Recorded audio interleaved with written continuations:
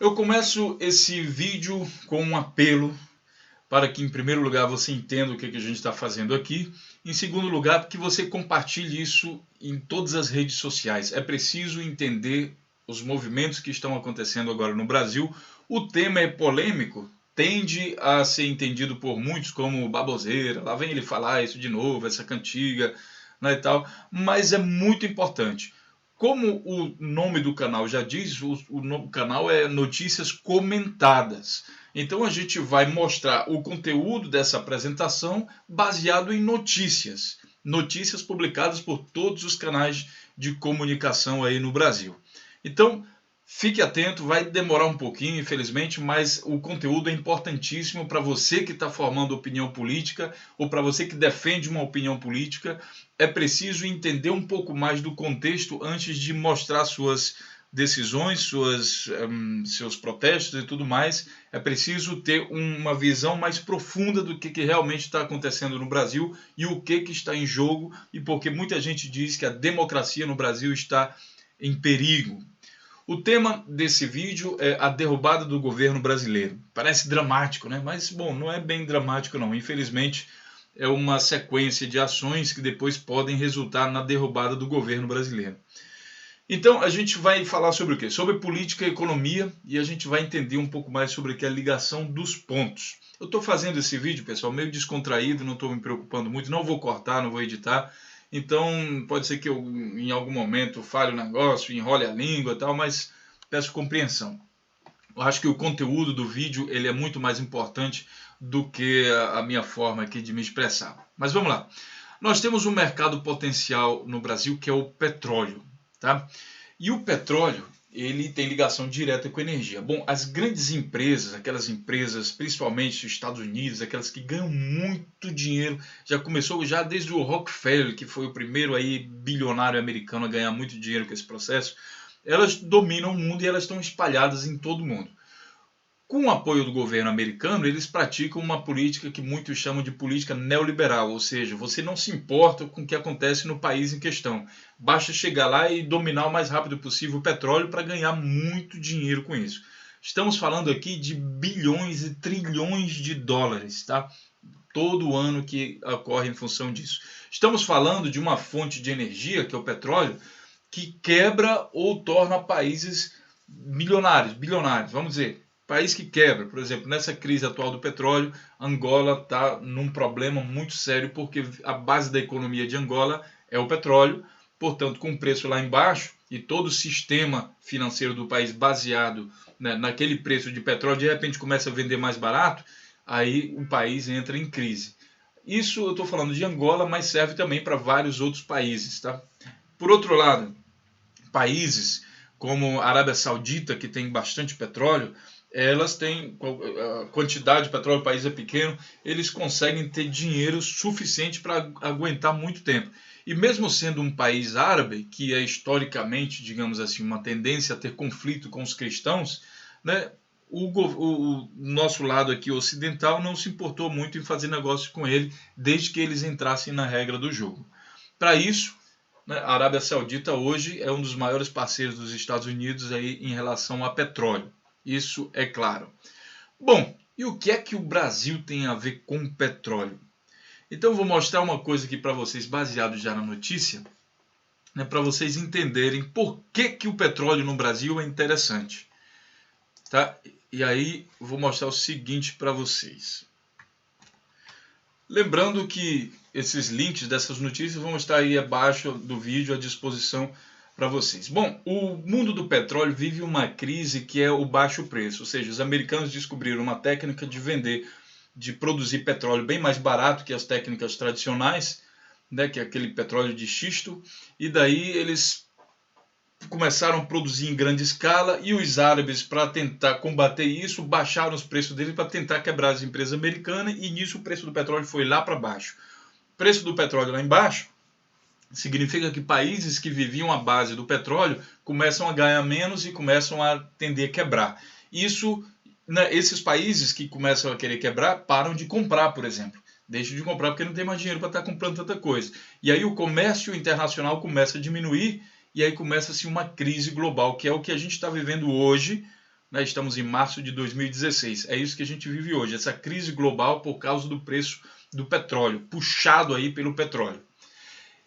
E dentro desse contexto todo, um monte de empresas, inclusive empresas americanas, tendo prejuízos grandes porque tem que produzir muito barato, que os árabes estão nessa guerra, eles ficam desesperados, correndo para um lado e para o outro, e daí dizendo, bom, agora estamos perdendo dinheiro e tal. E daí nesse cenário aparece uma empresa que ainda consegue ganhar dinheiro. Adivinha onde essa empresa está? Ela está no Brasil. O nome dessa empresa é Petrobras. E daí você vê aqui a seguinte notícia de janeiro de 2016, 7 de janeiro de 2016. Pré-sal segue competitivo mesmo com petróleo em queda, diz Petrobras.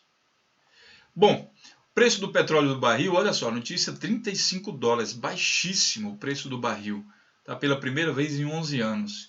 Então isso é muito baixo, isso está quebrando muitas empresas do lado de fora. Eu vou deixar o link aqui, você vai poder ler a notícia toda. O que interessa para a gente é só uma parte, é só essa parte aqui. Ó. O que interessa agora para essa notícia. Com novas tecnologias, chegamos a um patamar em torno de $8 por barril, quando a média das grandes petrolíferas mundiais é de $15 por barril.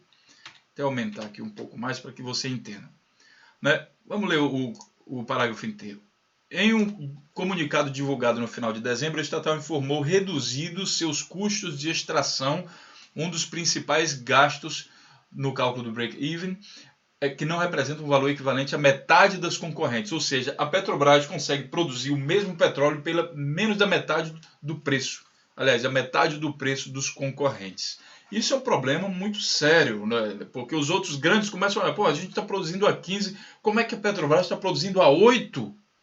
Não é possível. Vamos ter que comprar a Petrobras, vamos ter que derrubar essa empresa, porque ela está lucrando muito mais que a gente. Para completar, o preço da gasolina no Brasil não baixou, ou seja, a margem de lucro da Petrobras está muito alta. Isso faz com que todo o setor petrolífero fique de olho na Petrobras. Como é que pode todo mundo perdendo dinheiro, só a Petrobras ganhando? Não é possível, né? Então, o que se tem que fazer? Tem que se dar um jeito de conseguir, né, digamos assim, a ambição do mercado neoliberal, dos liberais, é então chegar e comprar aquela empresa de qualquer maneira. Só tem um problema, a Petrobras, ela é estatal. Ela é estatal, minha gente. Então como é que você vai pressionar para comprar uma estatal? Não dá. Então você vai ter que usar dos truques neoliberais para que você consiga fazer isso. E aí a nossa história aqui começa a deixar de ser fantasiosa, porque a gente vai seguir o noticiário para entender o que está acontecendo. Voltando aqui para a nossa apresentação, nós vamos ver o seguinte, tem obstáculos muito grandes na hora que você vai tratar com questões de empresas estatais, de dominar, sair, né?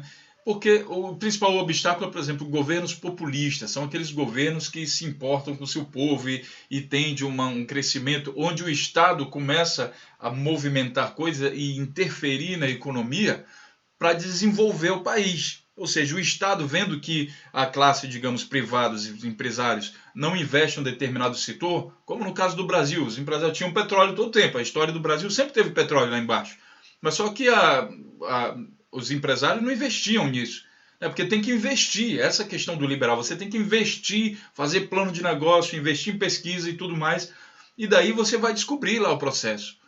Então, como a classe empresarial do Brasil não fez isso, o governo foi lá e fez, com dinheiro do povo. Então é justo que a Petrobras seja do povo, entre aspas, tá? Seja do povo, que o dinheiro retorne para o povo. Então essa é uma política populista, que eles chamam de populista. Outros são os governos nacionalistas, né? A gente vai dar aqui dois exemplos básicos. Um governo populista, que é o Brasil, de 1964, quando o presidente era o João Goulart. Tá? Então, o que acontece? Esse aqui está errado, deixa eu cortar isso aqui, exemplo Iraque está repetido aqui embaixo. Então aqui o que vem na verdade são as reformas, tá? E a gente vai pegar aqui, vamos pegar emprestado o que caracteriza um governo populista? Quando o governo começa a entrar dentro do sistema econômico do país no sentido de desenvolver. E daí a gente vai ver um pouco aqui sobre o João Goulart. Tá? Vamos pegar aqui a página, adaptar isso aqui. e vamos entender o que o João Goulart queria fazer quando sofreu o golpe. Tá? Vamos entender um pouco disso. Aula de história nunca faz mal a ninguém, né, pessoal? Então vamos ver aqui. Esse aqui é o João Goulart, em 64. Tá? E aqui estamos no site do Wikipédia. Muitos dizem, a Wikipédia é isso, aquilo, mas vamos pesquisar por aqui porque tem uma situação bem interessante. Eu vou deixar o link para vocês, vocês vão poder ler por conta própria. Então vamos ver aqui, presidente da República, reformas. Vamos direto aqui a reformas. A economia continuava com uma taxa inflacionária elevada. Com Santiago Dantas como ministro da Fazenda e Celso Furtado no planejamento, lançou-se o Plano Trienal, um programa que incluía uma série de reformas institucionais que atuavam sobre os problemas estruturais do país. O governo mexendo aí na questão da estrutura, mas era o governo.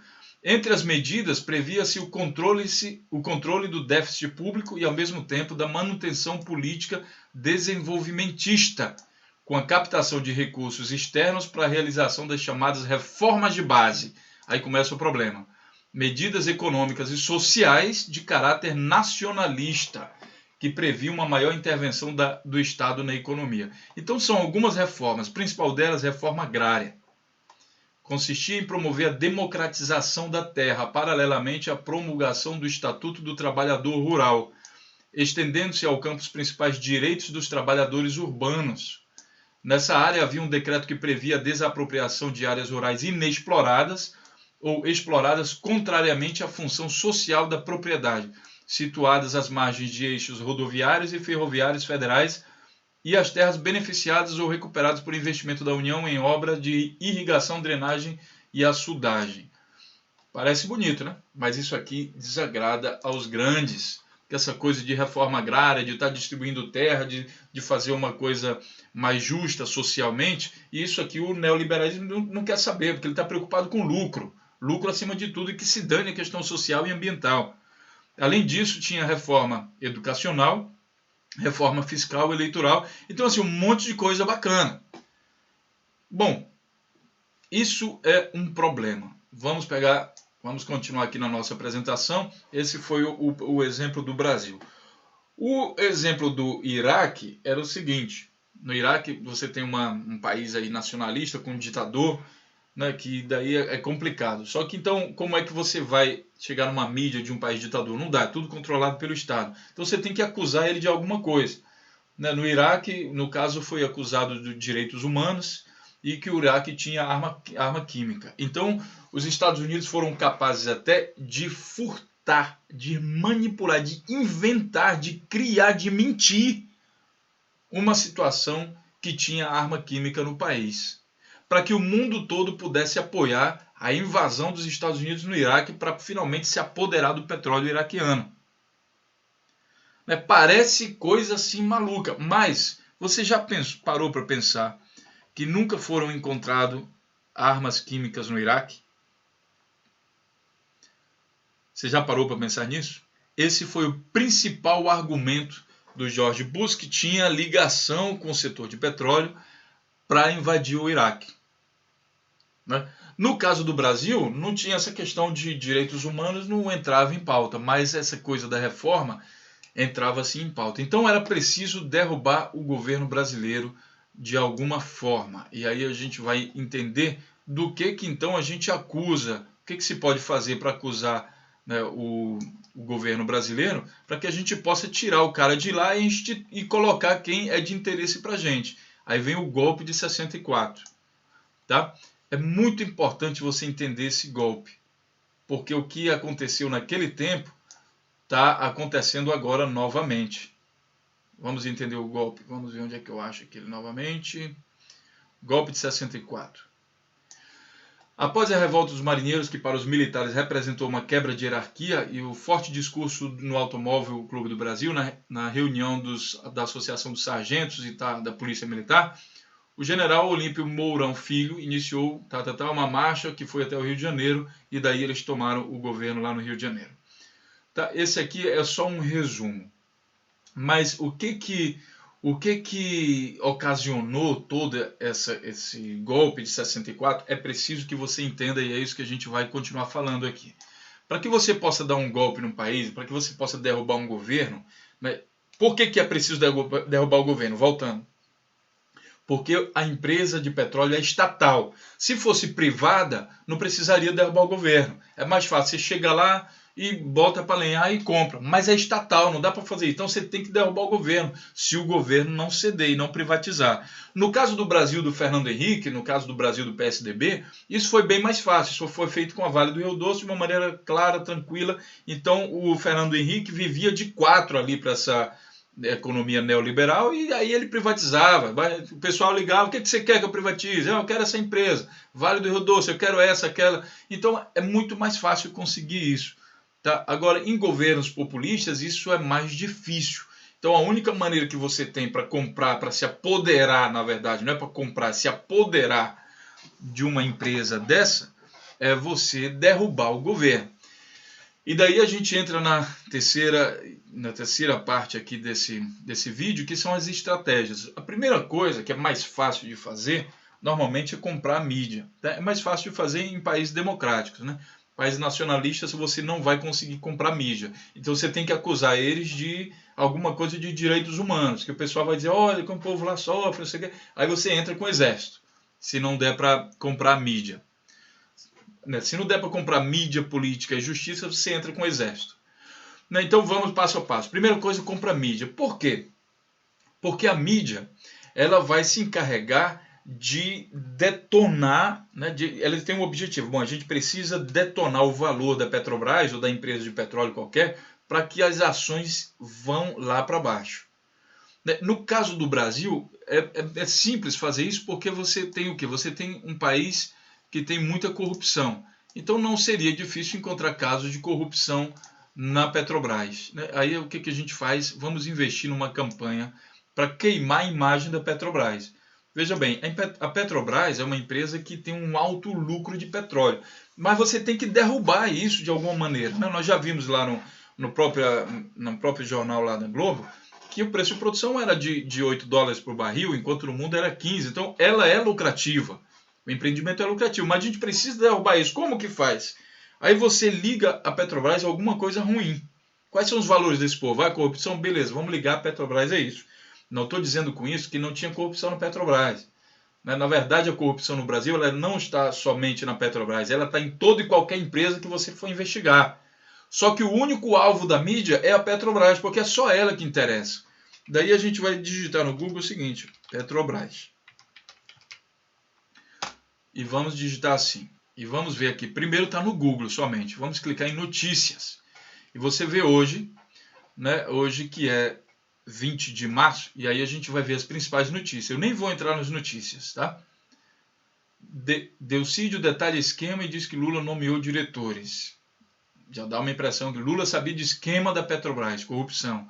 Lula comandava esquema de corrupção da Petrobras.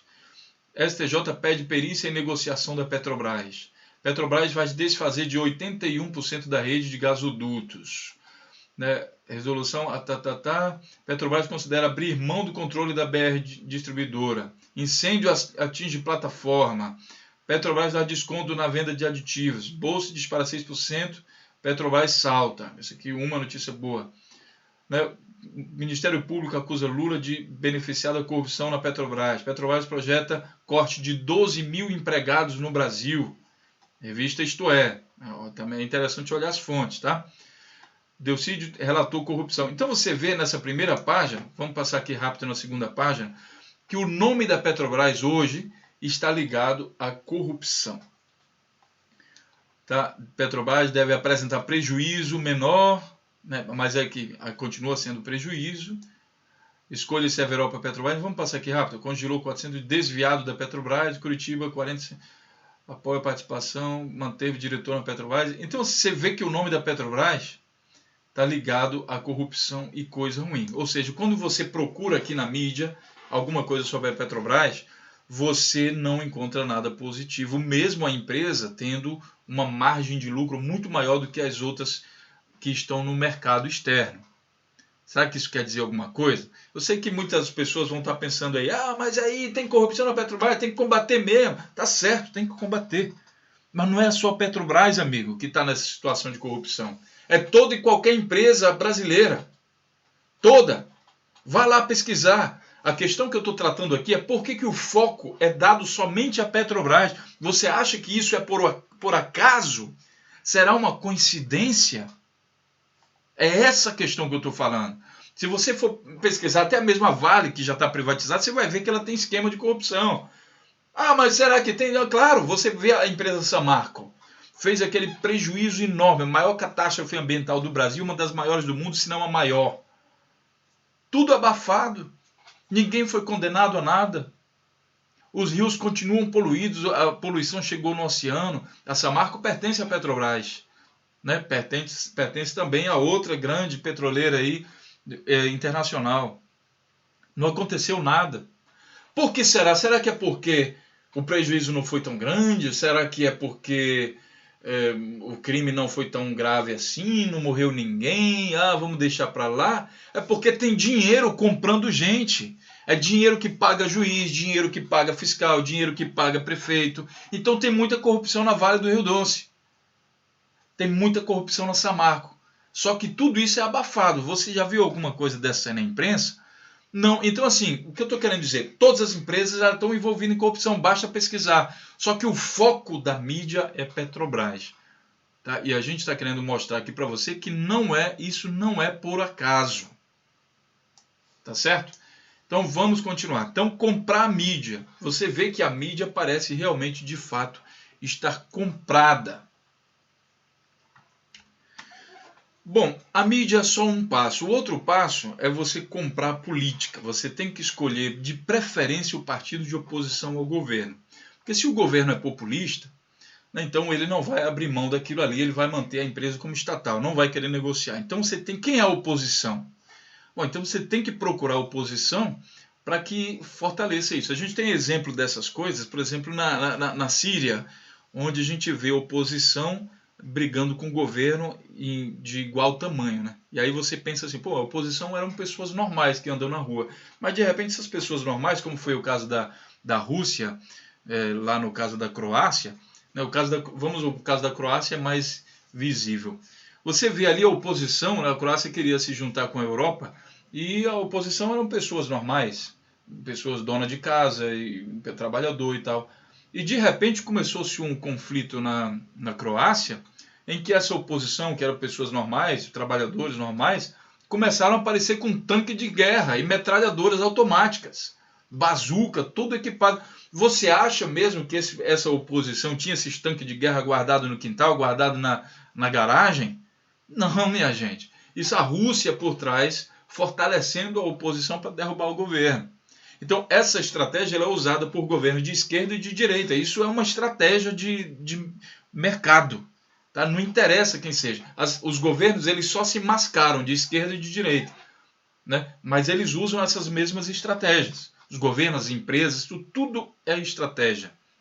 Então, a oposição da Croácia apareceu com um tanque de guerra que era capaz de declarar guerra contra o governo. E você há de convir que pessoas normais não têm tanque de guerra na sua garagem. Isso é fato. Bom, vamos voltar ao Brasil. Como é que a gente faz, então, para comprar, né? Você vai ter que comprar a política. Você vai escolher o partido de oposição e começar a fortalecer esse partido de alguma maneira. Você tem que dar dinheiro, você tem que manter eles sob controle, trabalhando, fazendo medidas, né? Desenvolvendo leis e tudo mais que trabalhem a seu favor. Né? Quem é a oposição no Brasil hoje? A maior oposição é o PSDB, né? Você já reparou que o PSDB está sempre ligado com coisas no que diz respeito a pré-sal, sempre estimulando para que isso seja privatizado? Você já reparou? Nós temos, por exemplo, a área de saneamento no Brasil. Saneamento é necessário. Digamos que o governo diga assim, não, agora as empresas privadas têm que investir em saneamento, porque aí a gente vai solucionar, isso já fica sob o controle das empresas privadas. Ninguém faz, né? Digamos que o governo diga, quer saber de uma coisa? Agora sou eu que vou fazer. Vou abrir uma empresa, uma estatal de saneamento e vou cuidar do saneamento em todo o Brasil. Essa área de saneamento dá muito dinheiro. Só que precisa ser investido no início. Bom, então vamos investir com o dinheiro do povo, beleza. Mas na hora de usufruir dos benefícios, tem que o dinheiro voltar também para quem investiu. Isso é a regra de mercado, né? O investidor ele tem que ter direito de ganhar. Mas aí começa o massacre em cima dessa estatal para derrubar e transformar ele em privatizado. Ou seja, é mediocridade, às vezes, de certos investidores de se apossar da coisa alheia. Porque assim, como assim o governo investe em tudo e depois eu vou lá e derrubo dizendo que estatal é ruim, que não sei o que liberal, que não sei o que lá. Cadê os liberais na hora de investir? Cadê os liberais na hora de investir na pesquisa do petróleo? Sabe o que eles estavam fazendo? Criticando o governo, dizendo que isso não ia dar em nada. É lá que eles estavam. Só que agora que a Petrobras está bem porque produz a preço baixo. A mídia está fazendo uma campanha, mas você tem que entender como é que uma empresa que produz, que tem um preço de produção que é a metade da maior parte dos países, isso na maior crise, no momento em que o petróleo está mais baixo do mundo. Petrobras produz pela metade. O lucro dela, portanto, é o dobro. Tá? Então, como é que isso pode acontecer? Nesse momento, aí sim os liberais vêm para se apoiar. Então, é uma coisa meio medíocre. Então, vamos entender o que está acontecendo na política brasileira em relação ao PSDB e em relação ao pré-sal. Bom, a gente tem o seguinte. Nós temos aqui um site que é o Pragmatismo Político. Nós sabemos que esse site ele é um pouco de esquerda, né? Ele tem uma tendência à esquerda. Então, eu vou dar um alerta aqui para que vocês liguem o sensor aí, para que a coisa não fique muito sensacionalista. Então, o pré-sal, José Serra prometeu a Chevron, que é uma grande aí dos petróleos, que entregaria o nosso petróleo. Então, você vê que está um pouco assim, né? Meio digamos, protestando até, né? Tá tendenciosa, a notícia está tendenciosa. Informações vazadas pelo Wikileaks asseguram que o senador José Serra havia prometido às petroleiras dos Estados Unidos que acabaria com o domínio do petróleo na exploração do pré-sal. Após a aprovação do projeto de Serra essa semana, senadores relembram da informação divulgada pela rede de Julian Assange. Então o Assange já tinha publicado isso, que ele tinha prometido. Só que não é uma simples promessa. Como é que o Serra vai dizer, gostei de você, eu vou prometer então a você que eu... Não é isso, minha gente. Tem muito dinheiro disso daí. Tem muito dinheiro. O Serra é senador. Adivinha de que partido ele é? Da oposição, do PSDB. Então é por lá que a gente começa, né? Se você fosse uma empresa e tivesse essa intenção, você tem que começar por lá. Você não vai começar pelo governo. Tem que começar por lá. E aí tem essa notícia aqui. Só que junto com essa notícia vem uma outra dessa semana, bem atual. E aí você vai ver se realmente essa notícia aqui está tendenciosa ou está mostrando uma verdade com palavras mais claras. Essa aqui é mais nova. Bom, essa notícia aqui é do dia 26 de fevereiro de 2016. Estão vendo aqui embaixo, né? Agora, essa aqui, ela é atual, ela é mais atual. Vamos ver? Onde está a data? Aqui, ó, 25 de fevereiro. Senado aprova fim da participação obrigatória da Petrobras no pré-sal. Então você vê que não é mais a Petrobras sozinha que vai, segundo o Senado, que vai ter a participação sozinha. Pela lei aprovada em 2010, a Petrobras atua como operadora única na exploração, com uma participação de pelo menos 30%. Só que o Senado aprovou o fim da participação obrigatória, ou seja, não precisa mais a Petrobras ter esses 30%. Você percebe o que está acontecendo aqui? Essa revista é a revista Época, ela também tendenciosa, super tendenciosa, aliás, só que para extrema direita, tá? Então a gente tem aqui uma da esquerda e outra da direita, que é para você ter uma noção do que está acontecendo. Aí tem algumas outras notícias interessantes também. Olha essa daqui, que também é da direita, tá? O Estadão. Inclusive o Estadão apoiou a ditadura no Brasil, a queda do governo, ele contribuiu muito na época da ditadura. Então é um jornal de direita, super tendencioso, esse aqui é um dos... É até criminoso o que eles fizeram, vamos ver o que ele disse. Shell diz ter interesse no pré-sal e defende fim da exclusividade da Petrobras. Vamos ver a notícia? Céu global da empresa, a abertura do setor disseminaria o risco, traria mais capacidade e mais investimento. Atualmente a Petrobras é operadora única do pré-sal e tem a obrigação de participar com 30% dos campos. Então ele começa a defender a ideia, para você ver que é tendencioso, já como isso sendo uma coisa boa. Ou seja, você não forma a sua própria ideia quando você lê o jornal Estadão.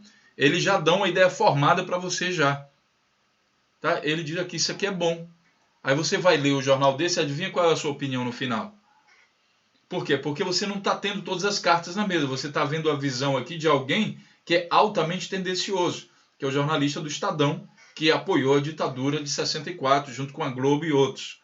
Então, é preciso ligar o filtro aqui, né? Só que é importante você ler esse tipo de notícia nos jornais golpistas, porque para que você tenha um equilíbrio, sabe? Você tem que ler da esquerda e da direita. A esquerda vai falar dessa forma. Aí você tem que ver, será que é verdade? Então vamos ver o jornal da direita. Você tem que ter isso. Só que ao ler você tem que ter um filtro. E a outra coisa é que você tem que saber, esse grupo de jornal da direita, esse grupo é da esquerda. A verdade deve estar ali pelo meio. Tá? Vamos ver uma notícia? Essa aqui é do Senado. Tá? Aqui. Fim da participação obrigatória da Petrobras na exploração do pré-sal é aprovado no Senado. Esse aqui, como é do governo, agência, Senado, ela está um pouco mais neutra, ela está se referindo à notícia em si. Tá? Todos esses links vão estar à disposição aí para que vocês possam ler. Tá? Vou colocar aqui. Aqui mais uma notícia. Senado aprova projeto que permite reduzir peso da Petrobras. Na verdade, não é reduzir, é tirar a Petrobras da exclusividade para que as outras possam chegar de grande. Tá? Essa é a verdade. Bom,